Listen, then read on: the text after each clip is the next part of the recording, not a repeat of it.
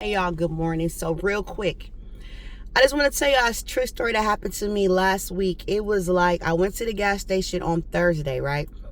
So when I went to the gas station, I went in to pay, and then the man was like, "Oh, the gas is not working." But I'm looking around and I'm like, "Okay, where there's other people paying, they're pumping their gas." And he was like, "Yeah, but when you pump the gas, it don't work." So what you think? I automatically assume like, "Oh, here they go.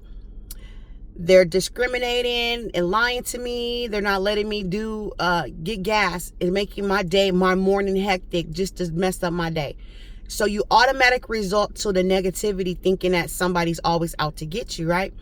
Especially if you are in an environment where you've been betrayed a lot, or you're dealing with that target and stuff. And I do this because a lot of people don't know what it is, right? So you assume. Keyword is assume, right? So let me tell you the true story. This is a true story. This happened on last Thursday.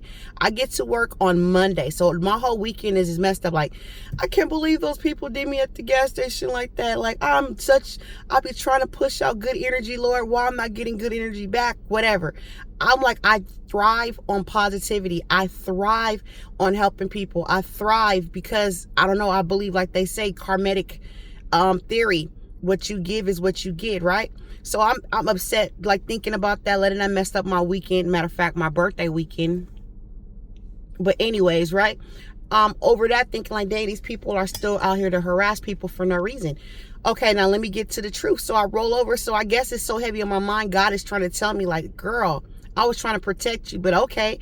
So Monday comes, my coworker, she lives in my area. She was like, "I'm so mad." I said, "What?"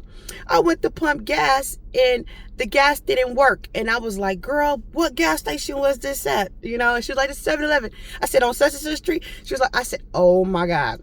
The man told me that it wasn't working, and he told me, but I was upset because I was like, well, if it's not working, why are you allowing everybody else to use it? I thought he was just discriminating against me. That's what I told her. She was like, "No, you'll pump it and then it'll just stop."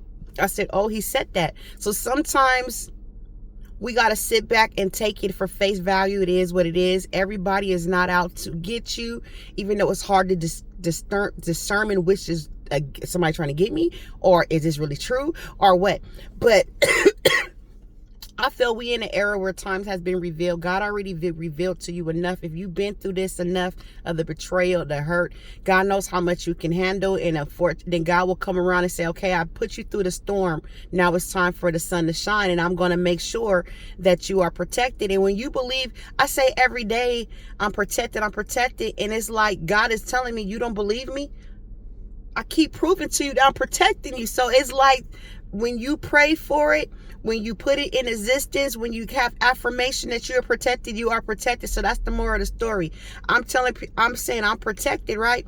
And I'm sitting here not thinking I'm protected because I'm thinking somebody's still trying to get over me, when God was like, "No, I really was protecting you for being one of the people getting scammed using the gas." And I know you guys are like, how does she get all that over that? Because I feel every lesson, there's a blessing. I feel like every little thing is just not a coincidence. You got to really sit there and look at the outcome. Because why did this girl come to me to tell me about the same gas station when I was sitting here stressing like, oh my God, these people are still playing games with me? She came to me upset, talking about, I used this gas pump, and then not saying that God didn't protect her, but God was just showing me that you keep praying for it and I keep showing up for you, but you keep doing your own thing. Let go and let God. That's the moral of the story. Let go and let God. When the door is closed, it's for a reason. When you don't get something, it's for a reason. Let go and let God. Simple as that. Every no is not something to be mad about. It's no for a reason. That's all I'm trying to point out. Hope that came across clear enough so you to understand where I'm coming from. I'm always trying to motivate. Okay? When it comes to something like that, I know we used to get mad because we didn't get this job, or we used to get mad because this didn't happen. We didn't get...